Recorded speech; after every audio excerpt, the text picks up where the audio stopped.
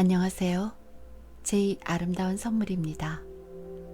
오늘 들려드릴 책은 춘원 이광수의 거룩한 이의 죽음입니다.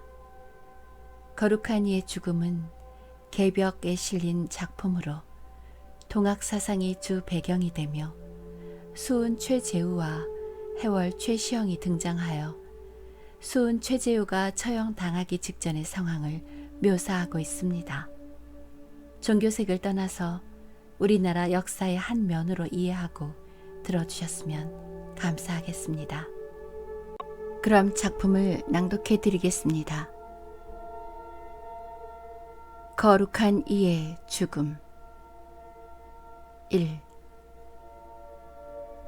깍깍하는 장독대 모퉁이 배나무에 앉아 우는 까치 소리에 깜짝 놀란 듯이 한 손으로 북을 들고 한 손으로 바디집을 잡은 대로 창 중간에나 내려간 볕을 보고 김씨는 벌써 저녁때가 되었군 하며 멀거니 가늘게 된 두 마리를 보더니 말코를 끄르고 배틀에서 내려온다. 아직도 10자나 남았겠는데 하고 혼잣말로 저녁이나 지어 먹고 또 짜지 하며 마루에 나온다. 마당에는 대한 찬바람이 뒷산에 쌓인 마른 눈가루를 날려다가 곱게 뿌려 놓았다. 김씨는 마루 끝에 서서 눈을 감고 공손히 치마 앞에 손을 읍하면서 하느님, 우리 선생님을 도와주시옵소서. 모든 도인을 도와주시옵소서. 세월이 하도 분분하오니 하느님께서 도와주시옵소서. 선생님께서 이곳에 오신다 하오니 아무 일이 없도록 도와주시옵소서. 어서 우리 무국대도가 천하에 퍼져서 포덕천하 광재 창생 보국 안민하게 하여 주옵소서 하고는 연하여 가는 목소리로 지기 금지 원이 대강 시천주 조화정 영세 불망 만사지 3번을 외우더니 번쩍 눈을 뜬다. 또 까치가 장독대 배나무 가지에 앉아 깍깍하고 짖다가 바람결에 불려 떨어지는 듯이 날아간다. 김씨는 무슨 크고 무서운 일을 앞에 당하는 듯한 기다려지고도 조심성스러운 생각으로 가만히 안방문을 열었다. 아랫목에는 젖먹이 딸이 숨소리도 없이 잔다. 김씨는 가만히 그 옆으로 가서 허리를 굽혀 어린아기의 자는 얼굴을 보며 또 눈을 감고 짧은 기도를 올린다. 어린아기를 충실하게 보호해 주시고 자라서 돌을 잘 닦는 사람이 되게 하여 달란 뜻이다. 그러고는 윗목 조그만 항아리에서 돛박으로 쌀을 퍼내어 큰 바가지에 옮기고 거기서 쌀 항아리 위에 놓였던 숟가락으로 새 술을 떠서 벽에 걸어놓은 두멍에 넣더니 빙그레 웃으면서 또 한 술을 떠넣는다. 김씨는 이제부터 갓난이 몫으로 한 숟가락 더 뜨게 된 것이 기뻤다. 김씨가 솥에 쌀을 일어앉히고 불을 살라 넣으려 적에 남편 박대여가 수염에 허연 얼굴을 달고 들어오더니 부엌문으로 아내를 들여다보며 입이 얼어서 분명치 아니한 목소리로 여보, 선생님께서 오늘 밤에 오신다는구려. 거기서도 어떤 사람이 영문에 꽂아서 새벽에 떠나셨는데 오늘 새벽에 하등집에 오셨다고. 그래서 오늘 해만 지면 거기서 떠나셔서 이리로 오신다고 기별이 왔소. 하며 토수 속에 넣었던 손으로 수염에 얼음을 땄다. 김씨는 부직갱이를 놓고 일어나면서 에그 추운데 선생님께서 얼마나 고생이 되실까. 여기 오셔나 아무 일도 없었으면 좋으련만 하고 눈물이 괜다. 배틀은 나았소? 하는 남편의 말에 김씨는 어떻게 나아요. 아직도 10자나 남았는데 그래도 끊어버리지요. 그까짓 게 무엇이게. 이번에 척수를 좀 길게 잡아서 짠 것도 바지저고리 한 벌은 되어요. 그걸로 선생님 옷이나 한 벌 지어드리면 그만이지요. 그런데 사랑은 다 발랐어요? 바르느라고 했지만은 불을 때 보아야. 선생님은 안방에 계시게 하지요? 하고 아내가 묻는다. 글쎄, 함께 오시리가 5분이나 될 터인데 선생님과 해월 선생님은 건넌방을 내어드려서 계시게 하고 다른 이들은 안방에 계시게 하고 우리들이 아이들 데리고 사랑에 있게 하지. 하고 동의를 구하는 모양으로 눈물갠 아내의 얼굴을 쳐다본다. 아내는 치마 고름으로 눈물을 씻더니 나도 그렇게 생각했어요. 어떻게 하면 선생님을 좀 편히 계시도록 하나 하고 다시 불을 뗀다. 남편은 안방으로 들어가 의관을 벗고 나오더니 비를 들고 마당 쓸기를 시작한다. 섬돌 밑과 담밑과 마루 밑까지 얼어붙은 티건물을 빡빡 긁어가며 쓴다. 쓰는 대로 바람이 한번 지나가면 또 눈가루를 갖다가 뿌린다. 마치 귀한 손님을 맞기 위하여 하늘이 이 가난한 집마당에 옷가루를 뿌려주는 것 같았다. 대문 밖에서 쿵쿵하는 발자취 소리가 나더니 연함은 살된 총각아이가 뻘겋게 온 주먹으로 두 눈에 눈물을 씻으며 무엇라고 중얼거리면서 뛰어들어와서 동정을 구하는 듯이 부엌 문 밖에 가선다.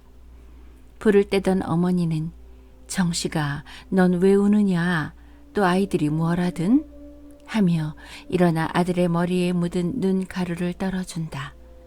아들은 우는 소리로 또 그놈의 자식들이 동학장이라고 그래. 그놈의 자식들이라고 그래선 못 쓴다.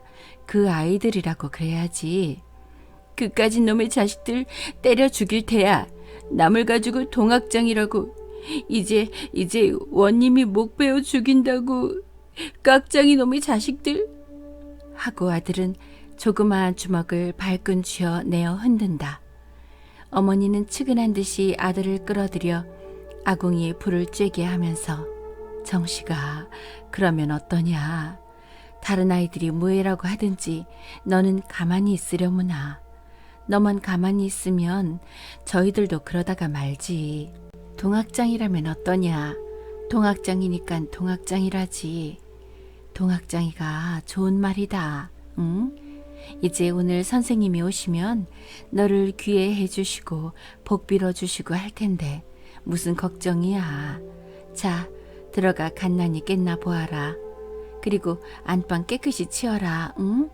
하고 정식이 등을 두드린다. 정식은 어머니 말에 위로가 되었는지 아무 말도 없이 안방으로 들어간다. 정식은 아직도 자는 갓난이 곁에 쭈그리고 앉아서 어린애 어르는 모양으로 혓바닥으로 2번 딱딱하더니 자는 아기가 대답이 없으므로 가만히 일어나서 비를 찾아 방을 쓴다. 2. 밤은 차차 깊어간다. 바람은 자고 천기는 고요하다. 구름 한 점 볼 수 없는 하늘에는 초생달이 벌써 넘어가고 별만 수없이 반짝거린다. 이 산골 몇 집 안 되는, 그것도 띄엄띄엄 떨어져 있는 눈에 쌓인 농가에서는 그도 설빔을 만드느라고 다듬이 소리들이 들리나 깜빡깜빡하는 등잔 밑에는 집세기 삶는 젊은 농부들의 담배를 피우고 웃고 떠들던 소리도 차차 줄어간다.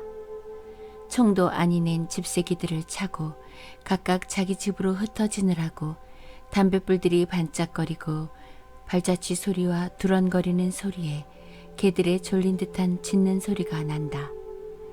이윽고 조그마한 방문들이 혹은 남편을 혹은 아들을 맞아들이는 소리가 그 귀 들리고는 천지가 다시 고요해지고 만다. 개들도 다시 부검지 속에 코를 박고 잠이 들었고 반짝반짝하는 등잔불들도 하나씩 하나씩 눈을 감기 시작한다. 고요함이, 어두움이 이 가엾은 생명들이 들어주는 조그마한 보금자리들을 꼭 품에 껴안았다. 오직 죄 없고 욕심 없는 꿈들이 이 집에서 저 집으로 발자취도 없이 살금살금 다닐 뿐이다. 이때 촌중 맨 끝 산 밑에 앉은 박대여의 집에서만 불이 반짝거리고 부엌에서 아름이 넘는 김이 무럭무럭 나온다.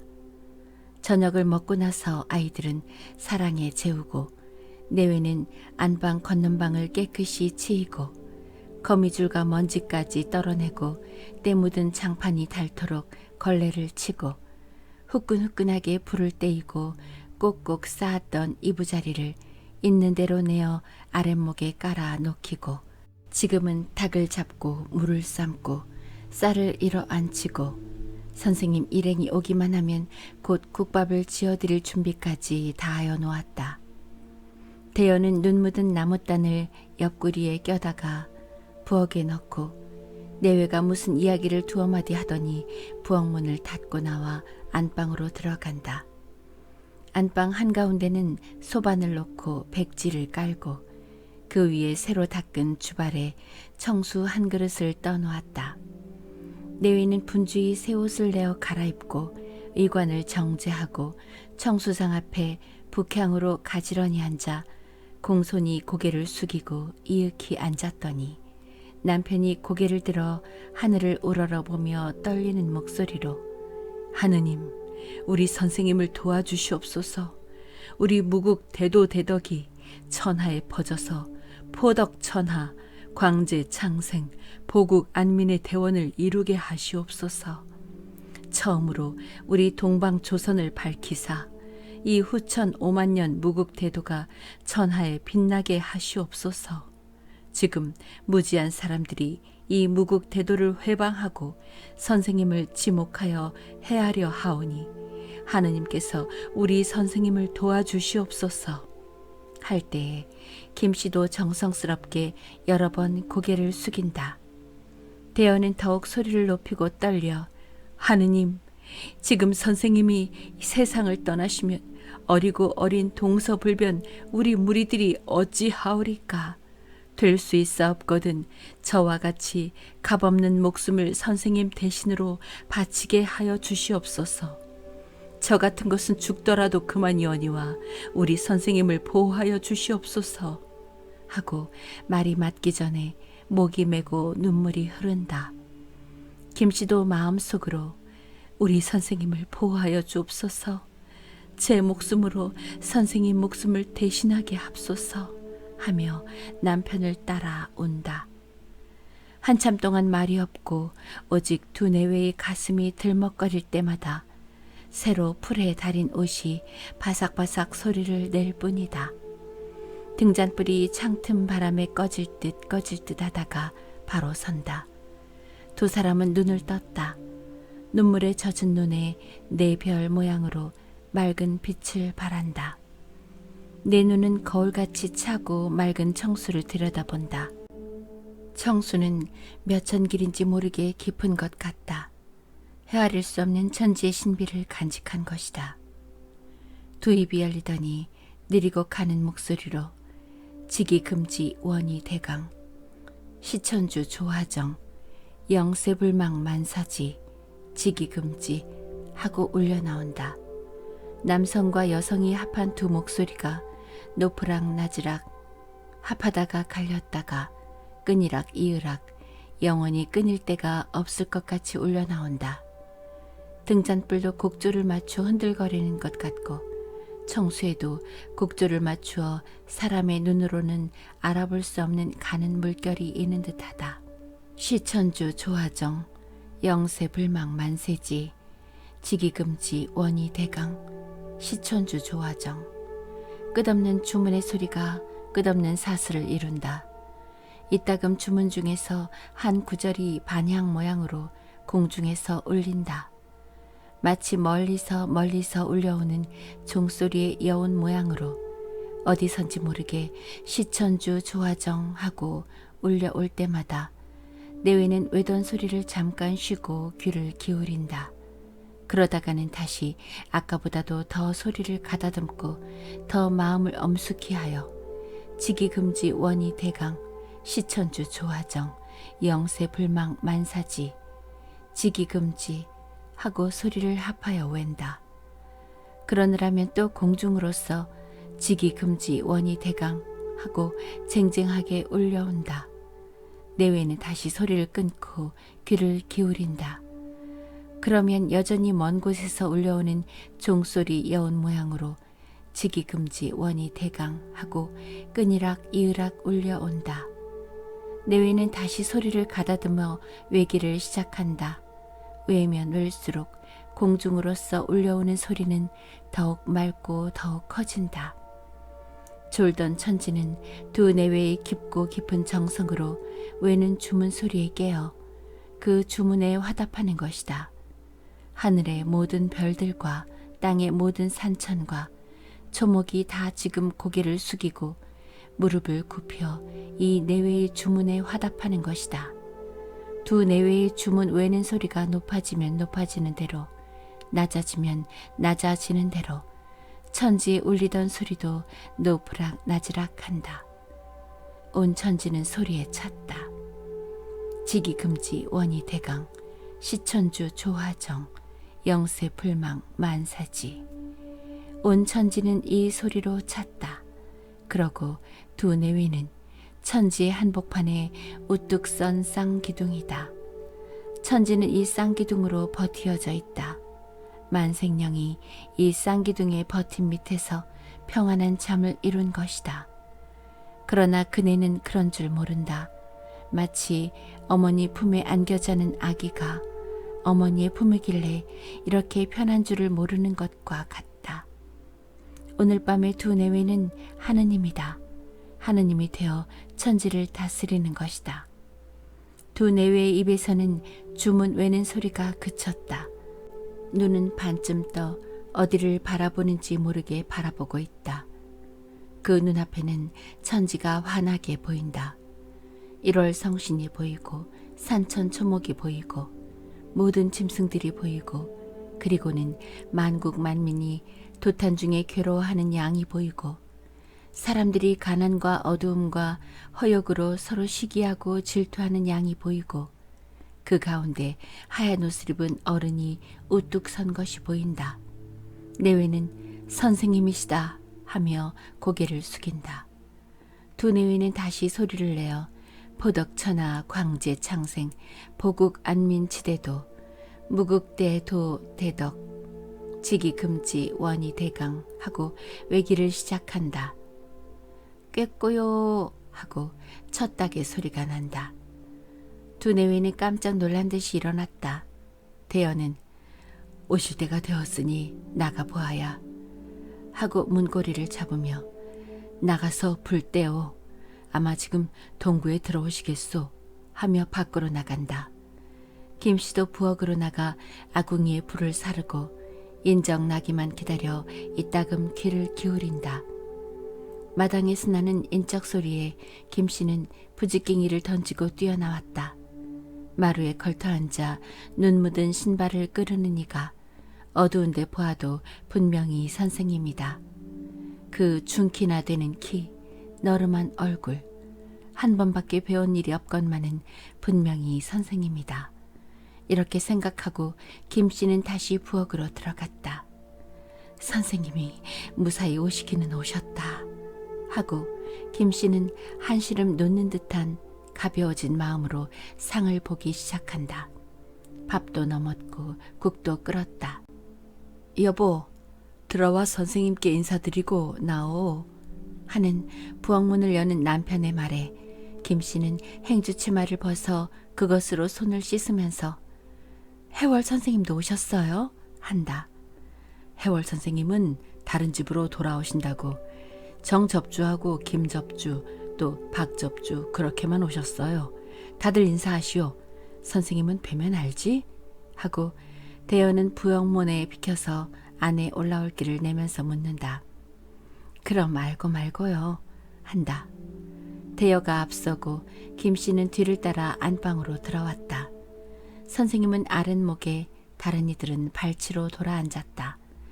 모두 피곤한 모양이 보이나 선생은 무엇을 생각하는 듯이 눈으로 정면을 바라보고 있다. 내외가 들어온 것을 보고 선생이 일어나고 다른 사람들도 따라 일어난다. 김 씨는 선생 앞에 엎드려 절을 드렸다. 선생도 마주 엎드려 절을 받았다. 다른 이와는 다만 상음만 하고 각각 자리에 앉았다. 선생은 김 씨더러 앉으라 하며 그렇게 신심이 독실하시고 또 나를 위해서 그처럼 애를 쓰시니 고맙소이다 한다. 김 씨는 다만 고개를 숙이고 마음속으로 선생님 할 뿐이었다. 3. 선생님이 와서부터는 밤을 새어 외고 기도를 하고 틈틈이 선생의 가르침이 있고 그러고는 해가 뜬 뒤에야 모두 잠을 잤다. 낮에도 자지 못하는 이는 오직 선생과 대여뿐이다.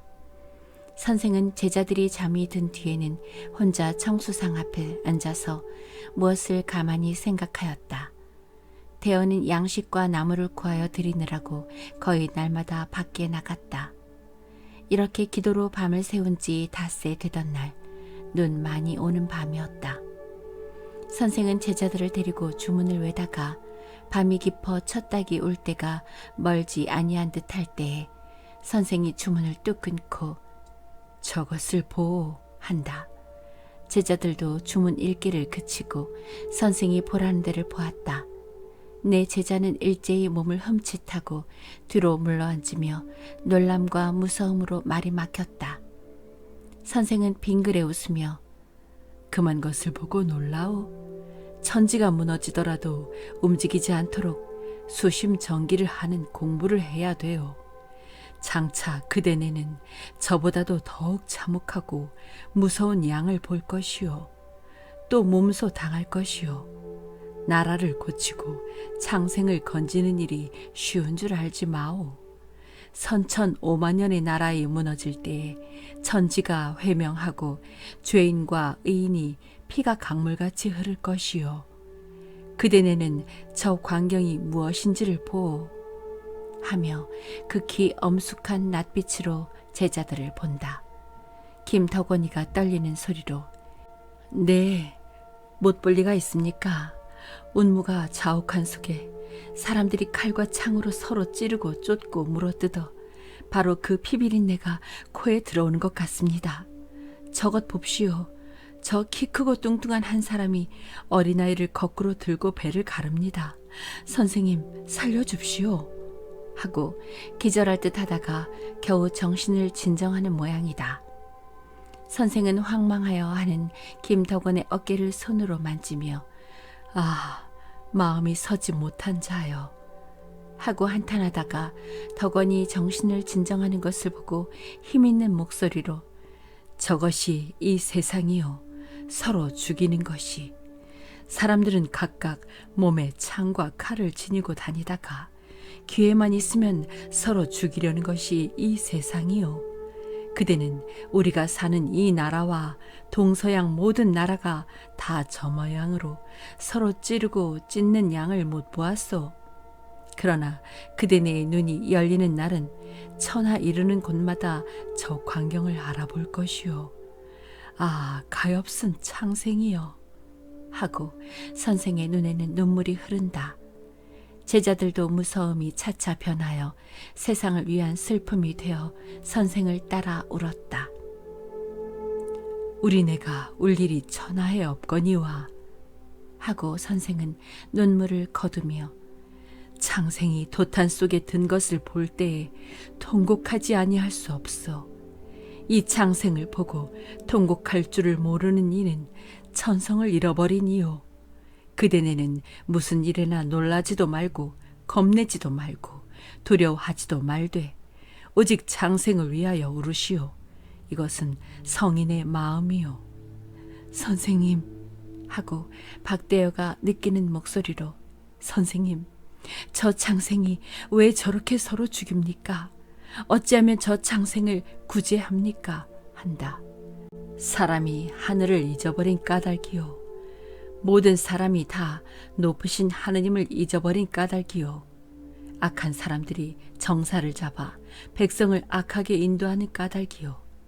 그러므로 창생을 구제하는 길이 오직 하나이니 곧 사람들에게 하늘을 깨닫게 하는 것이요. 내가 이 세상에 온 것이 이 소리를 전하고 가르침을 주려 함이요. 그대네는 천하 만국 만민에게 이 소리를 전하여 그네를 구제할 첫 사람들이요. 하고 이윽히 앞에 나타난 피 흘리는 광경을 노려보더니 문득 노하는 빛을 발하고 문득 슬픈 빛을 발하다가 다시 화평한 낮빛이 되며 내가 세상을 떠날 날이 가까웠소. 포덕 천하 광재 창생의 5만 년 무국대도를 그대네들에게 맡기고 가는 것이니 그대네들은 하늘의 뜻을 어그리지 마시오. 하고 창연한 빛을 보인다. 선생님 하고 덕원이 선생의 팔을 잡으며 선생님께서 세상을 떠나시면 저희는 누구를 믿습니까? 저 불쌍한 창생을 건지시지 아니하고 선생님이 어떻게 가십니까?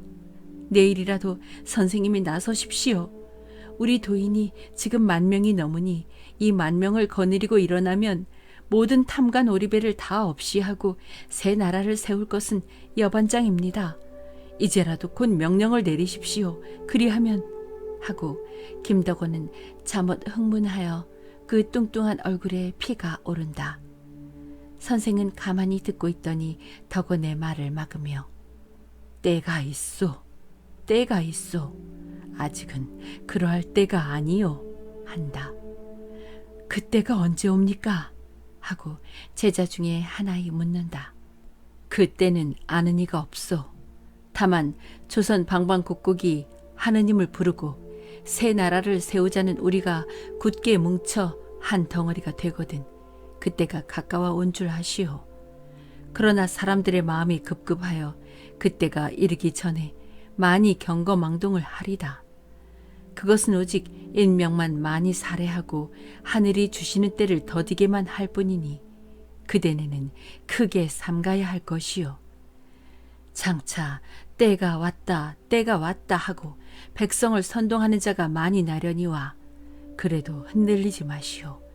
장차 웬 천하가 물 끓듯 하고 나라와 나라가 서로 싸우며 백성들이 일어나 서로 다투고 피를 흘리려니와 그런 일을 보거든 때가 가까워 온 줄 아시오.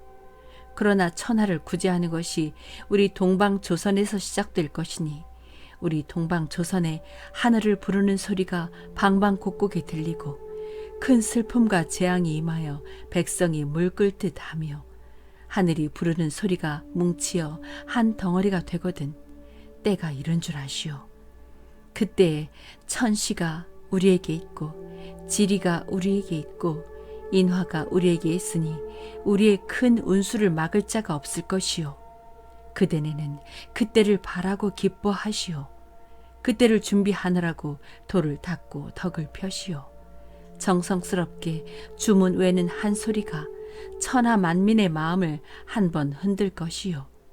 진실한 도인 하나 얻는 것이 천하를 구제하는 일에 가장 큰 공덕이 될 것이요. 하며 선생은 더욱 소리를 가다듬어 제자들을 돌아보며 그대네의 만문이 열리지 아니하였으니 내가 말을 한들 무엇하겠소. 천하를 구제할 5만 년 무국대도를 불로 이득할 불로 알지 마오. 그대네가 성심수도할 양이면 알지 못할 것이 무엇이며 하지 못할 것이 무엇이겠소. 그대는 하느님이요 천지를 지은 이도 하느님이요 천지를 다스리는 이도 하느님이니 하느님은 곧 나요 그대네요. 아, 성심수도하여 도성 독립하는 날에 모를 일이 무엇이며 못할 일이 무엇이겠소. 이 일을 알았다면 요만한 나 한 몸이 간다고 무슨 근심이요. 제자들은 아무 말이 없다. 김덕원도 말이 없이 무엇을 생각하는 듯이 눈을 감았다. 아주 고요하다. 다만 등잔불이 춤을 추어 사람들의 그림자를 흔들 뿐이다. 새벽이 가까워 온 방 안에 찬 김이 돈다. 선생과 제자 5사람은 마치 부처 모양으로 움직임이 없다. 오직 그네의 눈들이 불같이 빛날 따름이다. 이윽고 언제 시작되는지 모르게 주문외기가 시작되었다. 그 소리는 아까보다 더욱 엄숙하고 신비하였다. 박대여의 소리는 우는 듯이 떨리고 김덕원의 소리는 호령하는 듯하였다. 이때 5그릇 정수에는 얼음이 얼었고 정수를 받쳐놓은 백지에는 광제 창생, 보국 안민의 8자가 또렷또렷이 나타났다. 닭이 2회를 운 때에 해월이 왔다. 해월은 선생님께 인사를 드리기가 바쁘게 선생님, 곧 피하셔야 합니다. 대구 영장 정규룡이가 30명 나졸을 데리고 아침 나졸로 이곳에 올 것입니다. 대구 도인이 밤도와 와서 전하는 말씀인데 잠시를 지체할 수가 없습니다. 한다. 모두 눈이 둥그레졌다. 선생은 해월더러 자기 곁에 앉으라 하며 해월이 오기를 기다리고 있었소. 할 때에 모든 제자들은 선생의 입에서 무슨 말이 나오는가 하고 숨도 못 쉬고 무릎 걸음으로 한 걸음씩 선생 곁으로 다가앉았다. 선생은 결심한 듯한 어조로 입을 열어 김덕원은 지금 떠나 전라도로 가시오. 가느라면 자연 알 도리가 있으니 아까 한 말만 명심하고 전라도로 가시오. 가서 할 일은 장황하게 내가 말할 필요가 없으니 오직 성, 경, 신으로 하느님의 시키시는 대로만 하시오. 하고 김덕원의 손을 잡으며 자, 이것이 이 세상의 이별이요. 그러나 하늘에서는 한 가지로 있을 것이니 슬퍼 말고 곧 떠나시오. 하며 김덕원을 일으킨다. 덕원은 일어서기는 하였으나 어쩔 줄을 모르는 듯이 선생님, 선생님 하고 말이 막힌다. 선생은 김덕원의 등을 어루만지며 장황하게 말할 때가 아니요. 가라면 가시오. 창생을 구제하려는 무리의 행색이 마땅히 이러할 것이요. 자, 가시오. 하고 문을 가리킨다.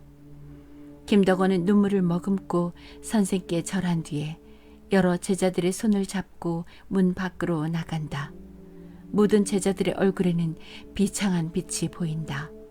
다른 제자들도 다 이 모양으로 혹은 충청도로 혹은 경기도로 떠내 보내고 나중에 해월의 손을 잡고 해월, 5만년 무국 대도를 해월에게 맡기고 가오. 이것은 내 뜻이 아니라 곧 하느님의 뜻이니 전에 전한 말을 명심하시오. 그대의 할 일과 그대의 장래는 그대가 스스로 다 알 날이 있을 것이니 아직 몸을 피하여 태백산으로 가시오. 무슨 부탁할 말이 있겠소마는 북방에 우리 일할 인물이 많이 날 것을 명심하시오. 할 때에 닭이 자주 울기 시작한다. 선생은 해월의 등을 어루만지며 자, 때가 급하니 어서 가시오. 내가 세상을 떠나기 전에 다시 만날 기회가 있을 것이오. 하고 떠나기를 재촉한다. 해월은 눈물을 머금고 선생님, 한 번만 더 피하실 수 없습니까? 하고 애걸하는 모양으로 선생의 얼굴을 쳐다본다. 선생은 저기 노하는 빛을 바라며 천명을 모르오. 어서 가시오. 한다. 해월은 다시 말이 없이 선생께 절하고 대문을 나섰다. 선생은 박대열을 불러 오늘 하루만 피하면 일이 없을 것이니 아무데로나 피하라 하고 당신은 다시 짐에서 초를 내어 쌍불을 켜놓고 냉수로 목욕을 한 후에 청수상 앞에 앉아 잠자코 무엇을 생각한다.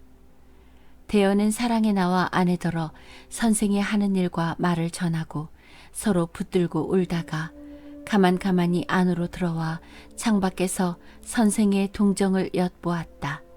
선생은 그런 듯이 앉았다. 춤추는 쌍촛불에 선생의 여윈 얼굴이 해쓱하게 보이고 가끔 길게 한숨 쉬는 소리가 들릴 뿐이다. 대연애회는 참다 못하여 소리내어 울었다. 그러다가 천명, 때가 왔으니 어서 피하오 하는 소리에 대하여는 창밖에서 선생께 절하고 대문을 나섰다. 아직도 어둡다. 그러나 차마 멀리 가지 못하고 뒷산으로 올라갔다. 산중턱을 다 오르지 못하여 동네에 개 짖는 소리가 나므로 바위 뒤에 숨어 가만히 귀를 기울인 즉 사람들의 떠드는 소리가 나더니 이윽고 자기 집에서 무예라고 짓거리고 욕설하는 소리가 들린다. 대여는 정신없이 눈 위에 펄썩 주저앉았다. 아, 선생님 하고 혼자 목이 메어 울었다.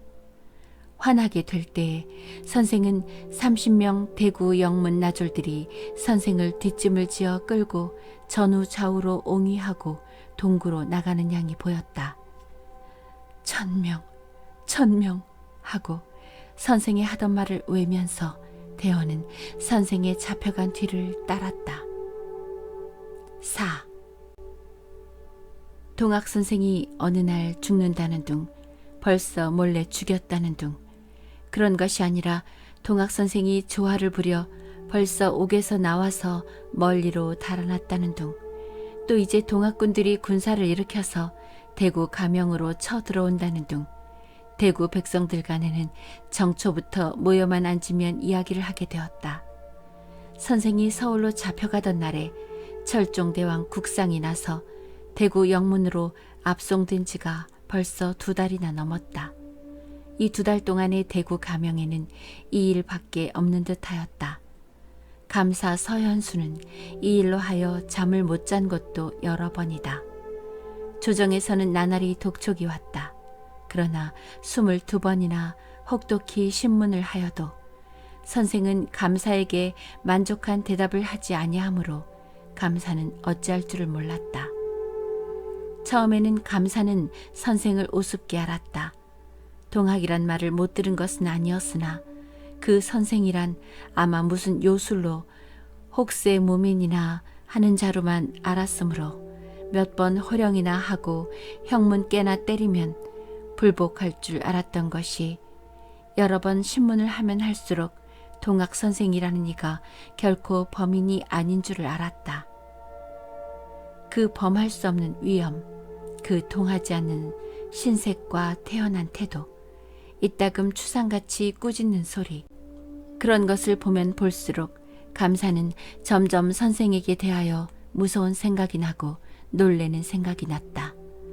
이렇게 무엇이라고 형언할 수 없는 무서움이 있는 외에 이 사람을 죽여서 천벌이 없을까, 또 동학의 도당이 많다는데 몸에 해나 없을까 하는 제 몸에 대한 무서움이 있어서 이제는 신문하는 것조차 싫어지고 무서워졌다.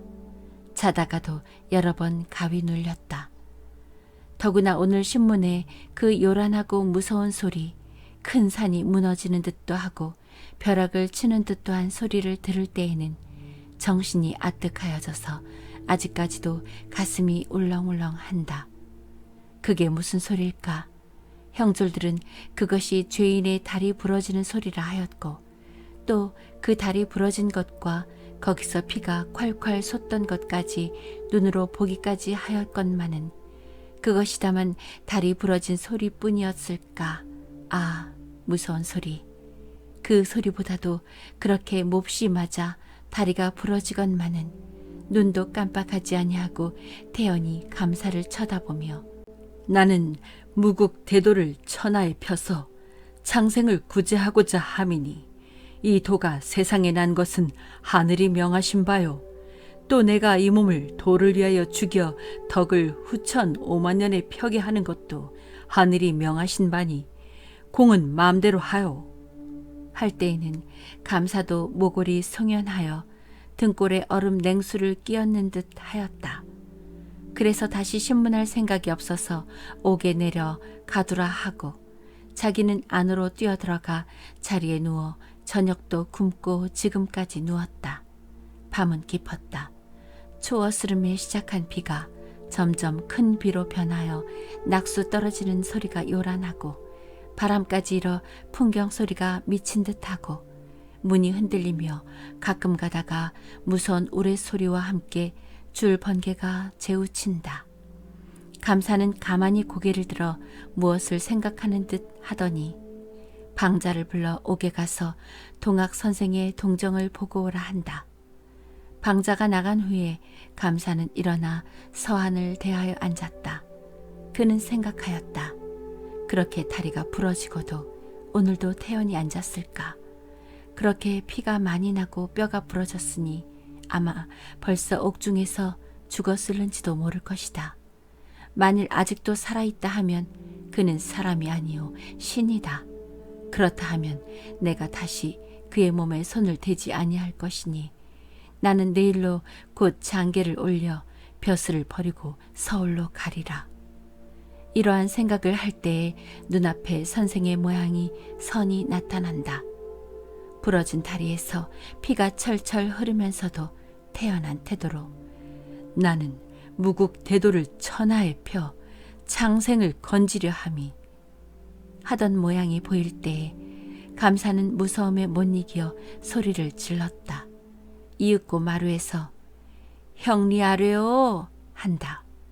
이리 들어오너라 하여 형리를 불러들여 그래 동학 선생이 살았느냐?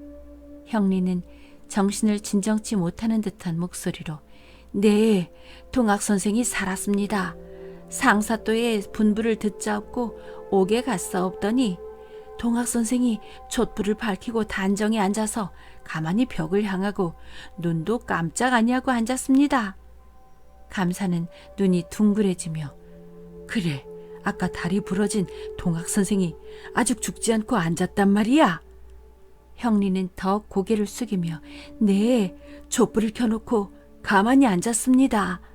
그래 소인이 문을 열고 들어가 다시 상한 것이 과히 아프지나 않으냐고 묻사온즉 동학 선생이 고개를 돌려 소인을 물끄러미 보며 손으로 다리를 가리키옵기로 그 다리를 보은즉 분명히 뼈가 꺾어지고 피가 엉키었사옵고 앉은 자리에는 피가 흘러 땅에 얼어붙어서 방석과 같이 되었습니다.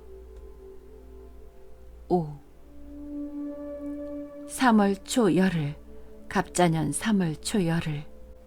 대구 장대에는 사람이 백차일 친 듯이 모이었다.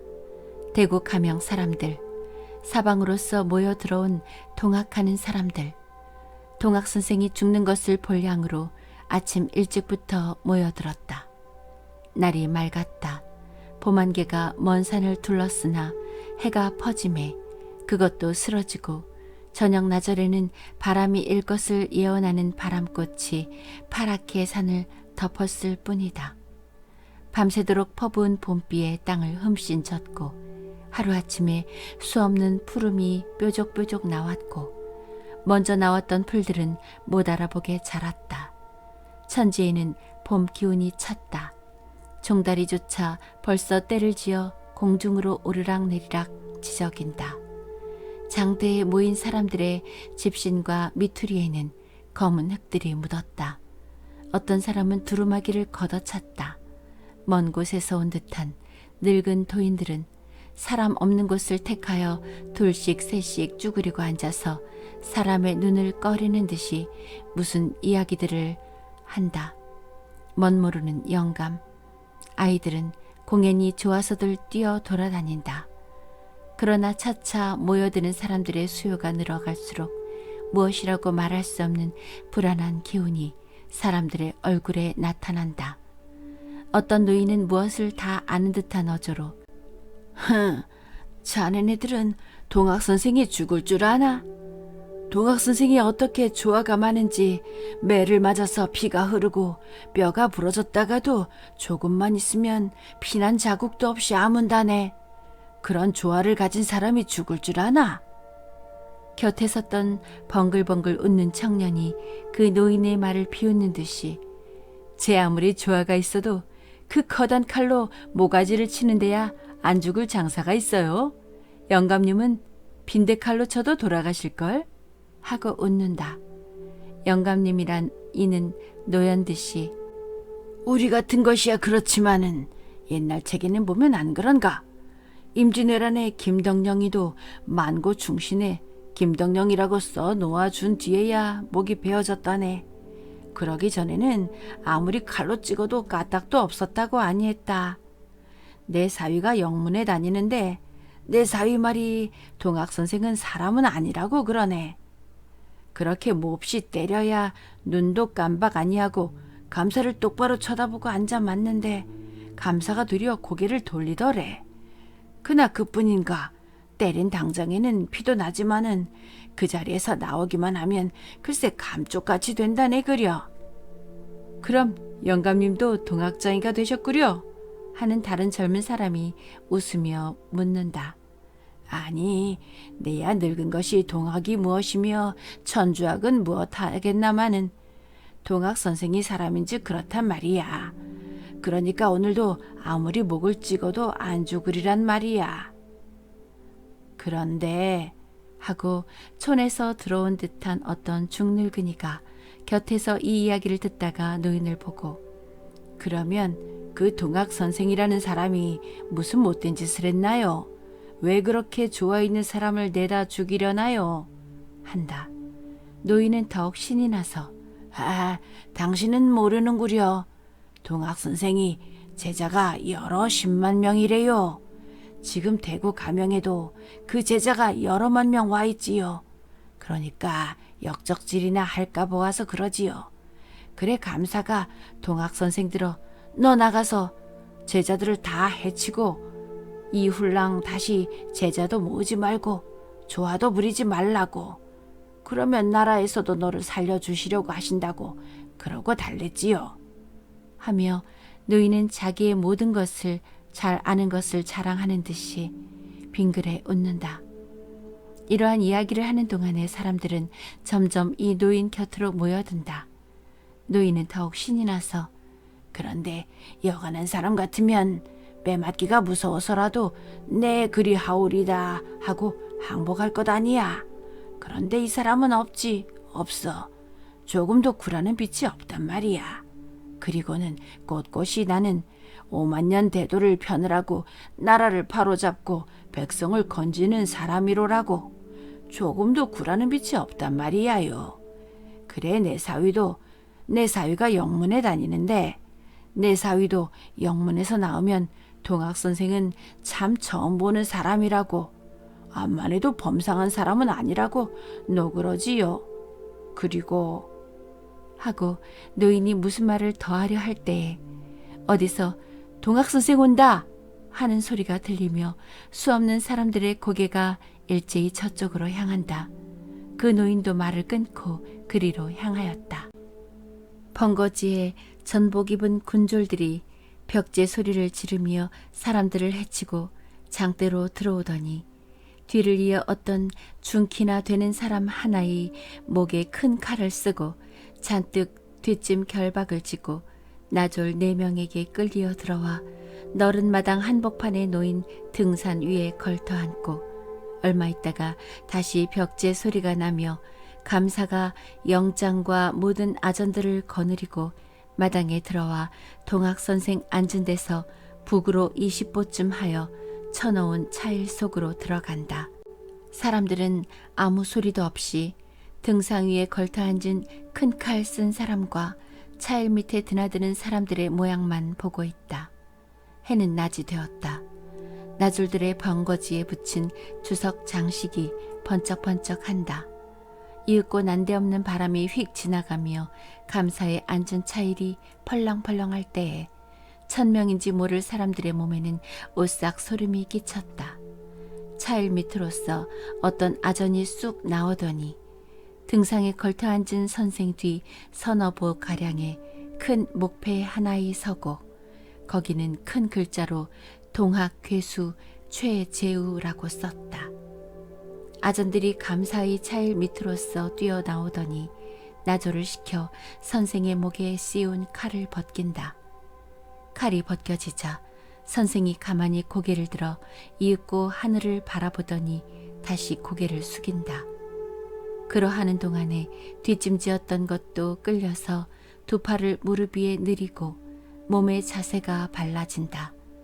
이렇게 선생의 칼을 벗기고 뒷짐을 끄르는 나졸들이나 그것을 시키는 아전들이나 모두 무슨 무서운 일을 하는 듯이 조심조심하며 이따금 선생의 얼굴을 힐끗힐끗 볼 뿐이요 피차에 아무 말이 없다. 선생은 무엇으로 만들어 놓은 사람 모양으로 사람들이 자기 몸을 어떻게 하는 대로 그대로 가만히 있다. 오직 그의 눈만이 어딘지 모르는 먼 곳을 바라는 듯하다. 입은 바싹 다물었다. 얼굴은 오랜 동안 옥중의 고초와 출혈로 하얗게 되었다. 오직 그의 가늘지 아니한 검은 상투 끝만이 그가 아직 늙지 아니한 건장한 사람인 것을 보인다. 흐트러진 머리카락이 하얀 이마에 늘어진 것이 극히 처량하게 보인다. 부러진 왼다리, 바지가랑이에 묻은 피가 먼 곳에서도 분명히 보인다. 감사의 차일 밑으로서 또 어떠한 아전이 뛰어나오더니 무예라고 길게 외친다. 수없는 사람의 무리는 그 외치는 소리편으로 고개를 돌렸다. 감사의 차일 곁으로서 어떤 우통 벌거벗은 시커먼 사람이 상투바람으로 작두나를 반달 모양으로 휘어놓은 듯한 커다란 칼을 어깨에 둘러매고 껑충껑충 뛰어서 선생의 앞을 지나 선생 뒤 나무패 밑에 가서 칼을 짚고 선다.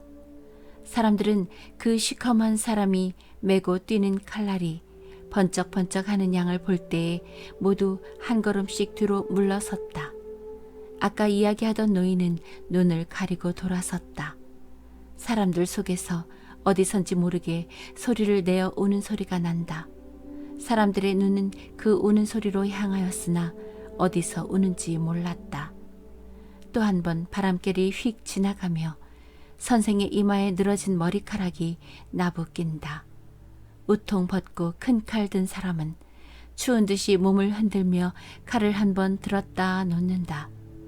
선생은 한 번 더 고개를 들어 하늘을 우러러보고 먼 산을 둘러보고 애워싼 수없는 사람들을 둘러보고 마침내 곁에 선 나졸들을 둘러보더니 몸을 조금 움직여 자세를 바르게 하고 처음과 같이 고개를 정면으로 향하고는 그린 듯이 앉았다. 모여선 사람들 중에서 또 울음소리와 선생님 선생님 하는 소리가 난다. 선생은 그 소리 나는 대로 고개를 돌릴 듯 하더니 도로 가만히 앉았다.